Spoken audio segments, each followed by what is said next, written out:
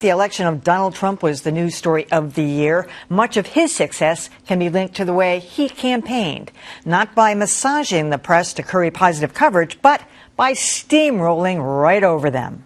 I find the political press to be unbelievably dishonest. Part of a rigged system, clueless and out of touch. That was Donald Trump's media mantra throughout the campaign. First, he targeted the entire Fourth Estate.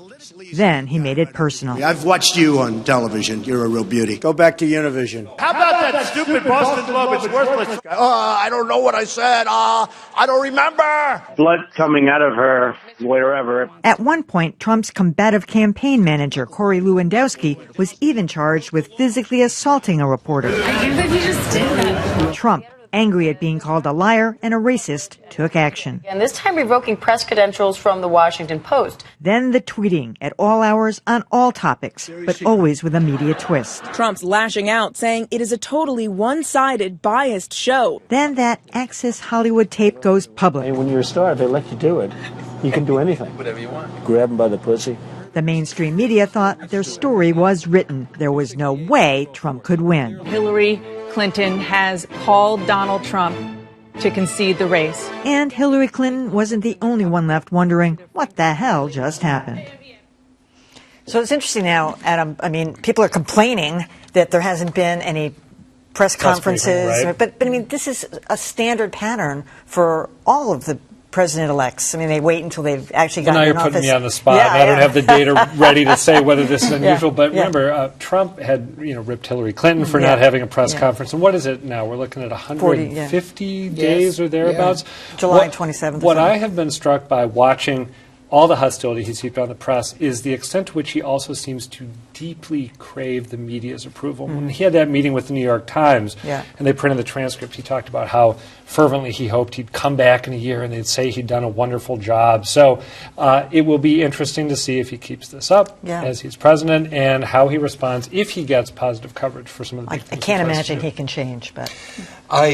Not to sound repetitive based on what I've said before, but I really think the story of Trump and the press is not going to involve these access questions.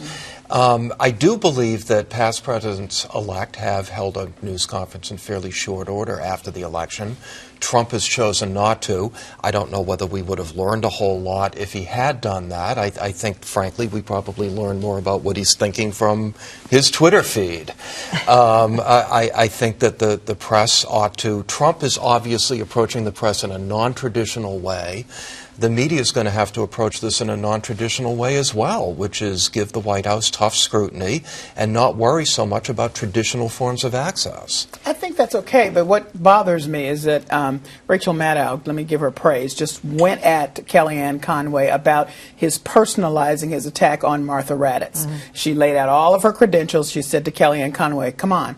What are you talking about here? She did not cry, as he's been saying everywhere in all of his thank you rallies. She cried when she heard he won. That was not true.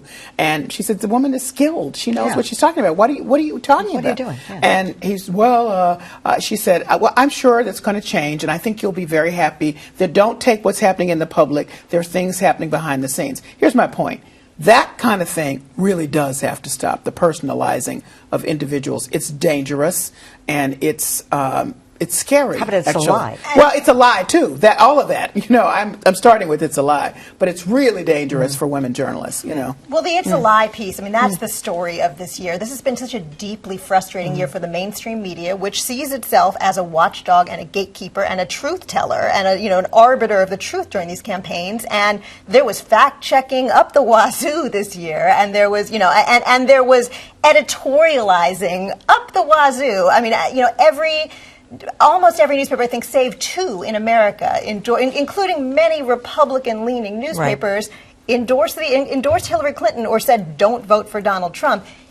In the end, it mattered nil. And I think, the media really has to, the mainstream media has been discredited by enough people. There's been enough aspersion cast on it to cast enough doubt that people believed in fake news instead. Go ahead. So there was a conflation here, too, sort of saying that elitism is the same as knowledge. And, you know, I think somebody else just made that point. I think it was Charles Taylor in the New York Times. And that's exactly right. That, you know, just because you're right about something doesn't make you an elitist. Right. And a lot of the news media, I mean, they might have gotten it wrong, as we've acknowledged on the show, but that doesn't mean they were wrong. Well, and you see these two conflicting impulses right now, I think, across the press writ large. One saying, okay, what we need to do is work extra hard to hold this administration that's going to play fast and loose with the facts accountable. And then this other impulse to, well, we weren't empathetic enough. We didn't listen to people enough outside of our comfort zone, so we need to do that more. I happen to be someone, and I've had this argument with people on Twitter, who thinks there was a ton of good "Where Are the Trump Supporters Coming From" coverage written and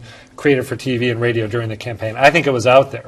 I do too. I think it was out there too, but it was all in the context of the data, and the data was, and this guy's going to lose. So I thought there was a lot of great anecdotal stuff that didn't go to that conclusion. There was. I agree with you. I agree. There was an undercurrent of disbelief, though, and I think it mainly came out in the commentary. And I mean, I feel like I'm guilty of it as someone who did some commentary over the course. I mean, there was just this sense of, yeah, these rallies are happening, but it can't possibly mean what it actually wound up meaning. Well, I think what really scares me about this, in terms of, you know, looking at all of the body of work that was done, and there was some good work, and yet in this latest poll, sorry to reflect on a poll, 52% of Republican voters believe that he won the general election.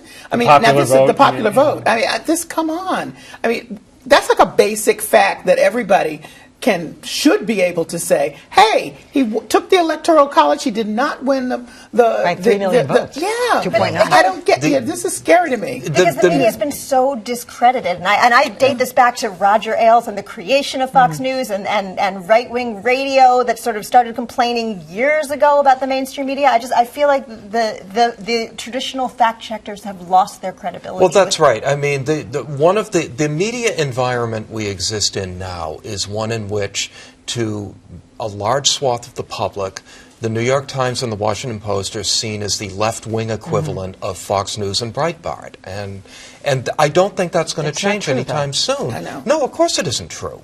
And I think that all good journalists can do is to keep doing their job and hope that at some point it begins to penetrate the public consciousness that these are news organizations that are trying to get at the truth, and these are news organizations that are completely ideologically driven and don't really care about As Eugene Robinson said in a column the other day, we're not going to forget. You know, the news media is not going to forget what happened leading up to the time that he won. And they're going to put that, and it's going to all come spilling out. The bigotry, the racism, the misogyny, it's all going to keep coming Since Dan mentioned the point about how people now feel about the Post and the Times, it is worth mentioning, and again, this is something I've gone back and forth with people about on Twitter.